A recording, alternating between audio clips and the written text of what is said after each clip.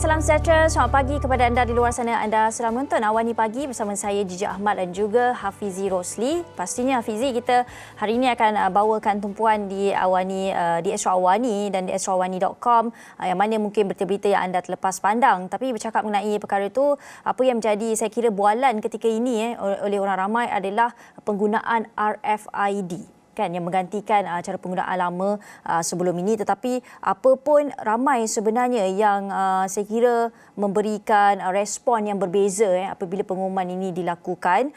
Apa pun kita harapkan ada satu perbaikan yang dapat dilakukan. Tapi apapun ini yang dilakukan ataupun telah diumumkan oleh PLAS sendiri bahawa kepada mereka yang ada pelekat RFID yang rosak boleh mendapatkan gantian secara percuma. Sebab apa tahu Hafizi? Sebab ini merupakan perkara barulah bagi setengah orang yang mungkin tak pernah pakai ataupun baru beli dan buat sendiri, mungkin ada tak berapa faham mengenai perkara itu. Penting sebenarnya di awal ini PLAS memang membantu pengguna jalan raya. Ini kata PLAS Malaysia Berhad yang berkata bahawa pengguna lebuh raya yang mengalami kerosakan pelekat sistem teknologi identifikasi frekuensi radio RFID akan terima gantian pelekat itu secara percuma. Dan Ketua Perhubungan Libat Urus Strategik PLAS Syed Muhammad Aidit Syed Ahmed ada berkata bahawa petugas tambahan telah diletakkan di Plaza Tol bagi membantu mereka yang mengalami masalah dengan pelekat RFID mereka. Dia kata ada kita orang letakkan orang untuk standby, tunggu sedia dengan peranti handheld. Kalau RFID tidak dapat detect, kita akan bantu beli satu kupon untuk ke pusat pemasangan Tak Cenggo yang terdekat untuk cek RFID. Kalau waktu itu TNG masih lagi tidak dapat detect, kita akan bagi RFID tag yang baru secara percuma. Saya kira ini merupakan satu tindakan yang bagus sekali kerana saya kira untuk masa 1 bulan 2 bulan ini perlu ada orang standby lah dekat tol tu kan, sebab memang banyak sebenarnya orang yang komen pelekat RFID mereka rosak sebab ada yang tak tahu macam nak lekat tau. Bila dia lekat kemudian ada mungkin saya ingat ke apa dia buka balik, sebenarnya bila buka balik tu dah tak boleh guna dah tu kalau RFID tu. Dan ini yang telah pun diperincikan. Kalau kita lihat juga, kalau pelekat RFID itu sepatutnya diletakkan di lampu hadapan dan juga ataupun juga di cermin. Mungkin bagi pengguna-pengguna yang lain, mungkin mereka ni sebelum ini tersalah letak tempat-tempat ke apa ke. Jadi mereka nak tanggal balik tu, nak cungkil balik tapi tak boleh. Apabila dicungkil tu maknanya dia akan rosak terus. Jadi ini jaminan telah pun diberikan oleh PLAS, katanya pengguna boleh dapat gantian secara percuma. Tapi janganlah kalau anda dah dapat yang kad yang baru tu ataupun pelekat yang baru tu anda tampal kat mana anda nak buka koyak nanti anda minta balik. Tak boleh lah macam tu. Cumanya kalau kita lihat banyak rungutan daripada pengguna-pengguna mengatakan tak dapat detect. Ini telah pun diperincikan tadi oleh Gigi antara tindakan-tindakan yang telah pun digerakkan oleh PLAS untuk melancarkan perjalanan dan juga untuk melancarkan dari segi kesesakan di Plaza Tol itu sendiri. Dan kalau kita lihat juga, kalau kita fikirkan sampai bila dia nak letak orang kat situ kan. Kalau sampai pukul 3-4 pagi ke orang nak lalu RFID sekali tak detect, saya tak tahu macam mana. Jadi perlu ada tindakan yang lebih serius, upgrade sendiri, mungkin reader itu dan juga tag itu sendiri, supaya kita punya matlamat ini nak melancarkan trafik dapat mencapai sasarannya. Jadi perlu ada penambahbaikan dari segi reader dan juga RFID itu ataupun sendiri. Ataupun saya fikir mungkin pihak-pihak yang berkaitan, pihak dari RFID sendiri boleh buat satu infografik ataupun buat satu promosi secara di media massa kan. Bagaimana sebenarnya di media massa dan juga media elektronik, bagaimana sebenarnya untuk melekatkan RFID ni bagi pengetahuan kepada orang-orang yang mungkin tak tahu sebelum ni, tak pernah ambil tahu kan.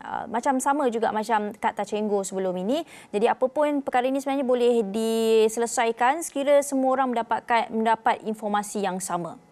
Dan saya kira juga sekiranya sistem ini masih lagi belum bersedia untuk beroperasi sepenuhnya, kalau boleh satu lorong sajalah di setiap Plaza Tol itu. Jadi mungkin selepas ini pengguna ada option mereka yang lain. Mereka boleh menggunakan Smart Tag, mereka juga boleh menggunakan kad Touch and Go itu untuk melalui ataupun untuk melepasi tol itu.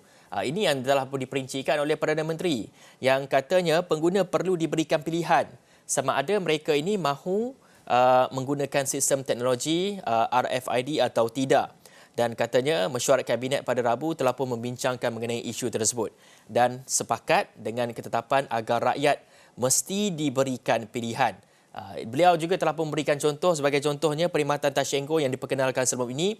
Perdana Menteri berkata ia tidak dilaksanakan secara terus namun berbentuk pilihan kepada rakyat.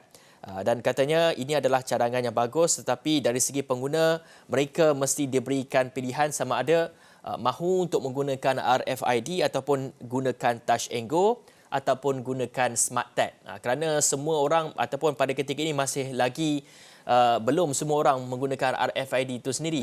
Di mana kalau saya lihat kepada statistik dan juga data sebelum ini, pengguna Touch and Go di seluruh negara adalah sebanyak 16 juta orang. 16 juta pengguna.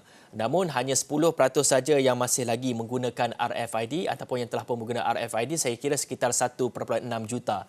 90% lagi mereka ini perlu diberikan pilihan untuk menggunakan Smart Tag dan juga untuk menggunakan Touch and Go.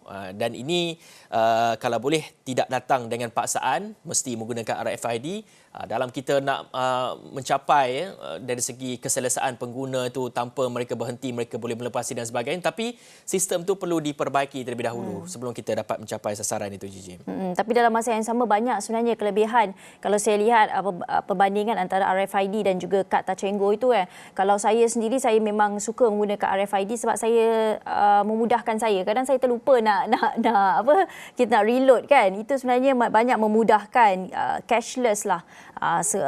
Kiranya tak payah turun daripada kenderaan kita untuk pergi cari tempat untuk reload dan sebagainya kan. Tapi perkara yang baik ini kita nampak memang banyak telah pun diamalkan oleh negara-negara maju. Kita pun sebenarnya menuju ke arah itu. Tapi dalam masa yang sama kita faham bahawa rakyat memerlukan masa. Saya kira perlu ada satu timbang rasa lah, mungkin beri masa 2-3 bulan kepada rakyat bagaimana mereka boleh beralih daripada cara yang lama kepada cara yang baru. Tapi dalam masa yang sama juga ada banyak juga rungutan ni, Hafizi, yang kata nak buat RFID ni atau nak beli kad ataupun stiker dia tu mahal. Dan ini perinciannya. Kalau kita lihat kenyataan daripada bekas Perdana Menteri Datuk Seri Najib Tun Abdul Razak, katanya beliau mendedahkan kos stiker RFID itu biasanya bawah RM1 saja, tetapi kenapa pula ia dijual dengan harga RM35? Ini rungutan-rungutan bukan saja daripada bekas pemimpin negara kita, tetapi juga daripada rakyat sendiri yang mempertikaikan RM34 mereka mengambil untung. Perkara ini perlu diperjelaskan oleh Touch and Go. Kenapa begitu banyak sekali keuntungan yang diambil dalam masa kita ni nak mengorak langkah kepada satu teknologi yang baru, tetapi ia dikira sebagai satu paksaan sebenarnya. Tukar RFID tetapi harganya pula RM35. Tadi saya dah bercakap juga mengenai 16 juta pengguna ni. Kalau 16 juta ini menukarkan daripada Touch and Go kepada RFID, cuba kira berapa juta agaknya mungkin keuntungan yang boleh diraih oleh Touch and Go ini.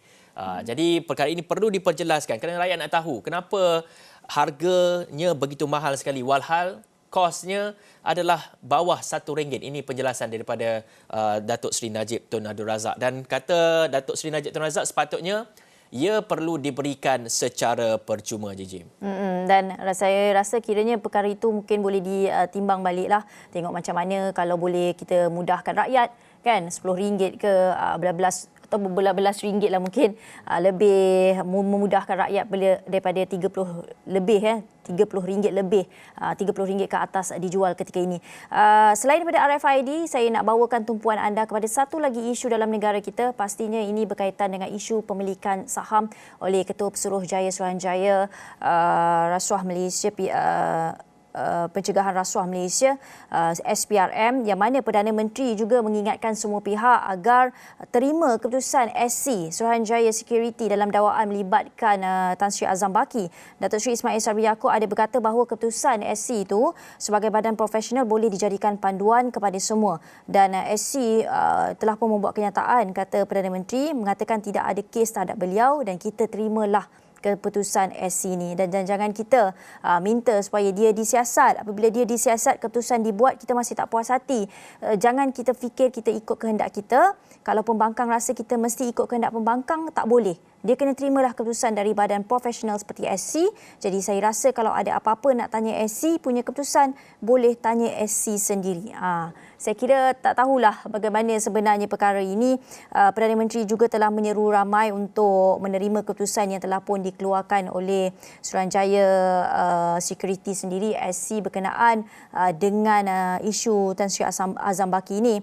Dan kita tahu pada Selasa hari itu SC ada berkata mereka tidak dapat membuat penemuan konklusif bahawa Azam telah melanggar Seksyen 25/4 Akta Perindustrian Security Depository Pusat 1991 SICDA. Tetapi kita melihat kita sebagai juga media yang sebagai seorang yang melaporkan perkara-perkara ini, kita lihat bagaimana ketidakpuasan hati rakyat tu, Hafizi, melihat kepada siasatan yang dilakukan dan sebagainya. Mungkin pihak-pihak berkaitan, kerajaan sendiri boleh mendengar apa yang diluahkan oleh rakyat, ketidakpuasan hati rakyat ketika ini, sampai ada yang turun membuat himpunan untuk menghalang ataupun membantah keputusan yang dilakukan. Tapi apa pun, kita kena lihat sendiri kuasa yang diberikan kepada Ketua Pesuruh Suruhanjaya Pencegahan Rasuah Malaysia itu. Sebenarnya ruang lingkupnya besar mana? Siapa sebenarnya yang perlu mengawal Ketua Pesuruhjaya ini, dan bagaimana sebenarnya kuasa terhadap Ketua Pesuruhjaya SPRM ini dapat dikawal sendiri oleh SPRM, kerana kuasanya saya kira terlalu besar untuk diletakkan kepada seseorang yang bergelar Ketua Pesuruhjaya SPRM. Dan bagaimana sebenarnya sekiranya perkara ini berlaku pada masa hadapan, rakyat sendiri boleh berpuas hati sekiranya kalau kawalan ataupun SPRM itu sendiri, institusi SPRM itu sendiri diletakkan di bawah badan parlimen misalnya, diwakili oleh pihak pembangkang dan juga kerajaan, yang rakyat boleh lihat ada keadilan di situ, kerana SPRM perlu bertindak profesional dalam hal ini. Ini yang telah pun disuarakan oleh satu jawatan kuasa, iaitu jawatan kuasa bertindak tangkap Azam Baki, yang katanya akan membuat perhimpunan aman di Kuala Lumpur pada Sabtu ini. Mereka mendesak supaya Tan Sri Azam Baki ditangkap, pertama. Kedua adalah mereka juga mendesak agar siasatan dengan segera dilakukan kepada Tan Sri Azam Baki. Ketiga adalah mereka juga mendesak agar rombakan dalam SPRM itu dilakukan. Dan keempat, mereka juga mendesak agar SPRM itu diletakkan di bawah parlimen. Ini antara desakan-desakan daripada jawatan kuasa bertindak tangkap Azam Baki, di mana ia disokong oleh 8 parti politik, begitu juga dengan 17 NGO yang mahu agar isu ini dapat diselesaikan dengan kadar segera dan juga dengan telus, supaya kerana ketika ini integriti ataupun kepada ketika ini rakyat melihat institusi SPRM itu sendiri, begitu juga dengan sosok sosok tubuh Azam Baki itu sendiri, sedikit sebanyak namanya sedikit tercalar disebabkan oleh terlibat ataupun dakwaan ada mempunyai saham, jumlah saham yang melampau ini, dan sekaligus kepercayaan rakyat, persepsi rakyat terhadap institusi ini perlu dipulihkan dalam keadaan segera. Dalam mereka ini sepatutnya berperanan, berfungsi untuk memastikan tiada isu rasuah berlaku dalam negara kita. Dan cumanya kalau kita lihat sebelum ini juga, satu lagi penjelasan telah pun diberikan oleh Suruhanjaya Security, dan penjelasan ini kita juga nak bawakan, kongsikan kepada anda semua, iaitu Suruhanjaya itu juga melalui kenyataan semalam telah pun mendedahkan, mengesahkan dengan lebih jelas lagi bahawa tindakan Azam tidak melanggar Seksyen 25/4 SICDA, dan katanya Tan Sri Azam Baki adalah penama akaun saham dan beliau mempunyai kuasa ke atas akaun saham tersebut. Dan katanya Tan Sri Azam Baki telah mengendalikan akaun saham yang dibukanya dan telah menyampaikan arahan untuk dijual, beli serta pemindahan saham daripada akaun tersebut. Dan katanya sebelum ini juga selaku pengawal selia pasaran modal, bidang kuasa kawal selianya ditentukan oleh SICDA di samping Akta Suruhanjaya Security Malaysia SCMA dan juga Akta Pasaran Modal dan juga Perkhidmatan 2007. Sekiranya siasatan telah pun dilengkapkan, mungkin kita dengar apa yang telah pun diperjelaskan oleh Perdana Menteri sebentar tadi. Kita harus akur dan juga kita harus melihat juga bagaimana ini antara reason-reason yang telah pun diberikan oleh Suruhanjaya Security. Cumanya dari segi persepsi rakyat ini yang perlu dipulihkan. Terutamanya terhadap badan yang berkuasa seperti SPRM ini yang tugasnya memang tugas hakikinya untuk membantras jenayah rasuah dalam negara kita, Gigi. Dan defisit kepercayaan rakyat ini sebenarnya sangat penting ketika ini kepada institusi. Kita lihat institusi paling penting dalam negara kita ini sebenarnya yang meletakkan di mana tahap negara kita, di mana integriti sebenarnya mereka-mereka yang dalam SPRM ini. Apapun defisit kepercayaan rakyat itu tak boleh dipandang enteng kerana SPRM perlu gain balik, ambil balik kepercayaan rakyat. Bagaimana sebenarnya kita boleh lihat perkara ini di masa hadapan. Tapi kita perlu berhenti berehat seketika. Kembali selepas ini kita nak bawakan mengenai perkembangan vaksin palsu.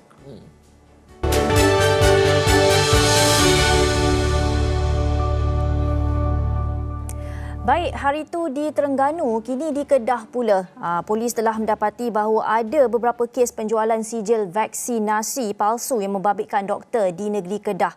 Itu antara laporan yang dikeluarkan oleh Jabatan Kesihatan Negeri JKN termasuk polis di Alustar yang mana telah pun didedahkan oleh Pengerusi Jawatan Kuasa Kesihatan dan Kerajaan Tempatan Negeri Datuk Dr. Muhammad Hayati Osman yang memaklumkan kes itu kini dalam siasatan. Dan katanya kes ini masih dalam siasatan PDRM dan juga JKN Kedah. Jumlah sijil vaksinasi palsu yang sudah dijual pun kita tak boleh dedahkan tetapi ia terlalu banyak. Dan kita juga masih siasat sama ada kes ini ada kaitan dengan kes pembelian sijil vaksinasi palsu di Terengganu. Berkemungkinan ada kaitan. Kita sedang menunggu siasatan polis itu yang telah dimaklumkan sendiri kepada Esra Awani. Dan pada 8 Januari lalu kita tahu polis telah tahan seorang doktor di sebuah klinik swasta selepas disyaki mengeluarkan sijil suntikan vaksin COVID-19 palsu di sekitar Marang, Terengganu. Dan Ketua Polis Terengganu sendiri ada berkata bahawa doktor lelaki itu yang berusia 51 tahun telah pun ditahan di kliniknya dalam satu serbuan bersama JKN Terengganu selepas mendapat aduan awam mengenai kegiatan terbabit. Kalau kita lihat ni Hafizi, apa yang kita risaukan, mereka yang dapat vaksinasi palsu ini juga turut dikira dalam COVID Now kita, dalam program vaksinasi kita. Bagaimana sebenarnya ini boleh kita lihat semula kalau ambil sijil palsu tapi dikira sebagai penerima vaksin, adakah ada mungkin memberi kesan kepada jumlah sebenar mereka yang mendapat vaksin dalam negara kita? Kerana kita lihat ini seperti yang dikatakan ataupun diakui sendiri oleh pengerusi JKN ataupun pengerusi Jawatan Kuasa Kesihatan dan Kerajaan Tempatan Kedah bahawa di Kedah saja itu banyak sebenarnya beribu-ribu tapi tak tahu sebenarnya berapa jumlah mereka setakat ini. Dan saya pasti juga pihak berkuasa harus memantau dengan lebih rapat lagi mengenai isu sijil vaksin palsu ini. Mungkin mereka ni ada cara komunikasi mereka terutamanya antara dalam kalangan mereka yang anti vaksin ini. Apakah bentuk komunikasi yang mereka gerakkan memberitahu, okey, sini ada yang menyediakan sijil vaksin palsu, sini ada menyediakan vaksin palsu.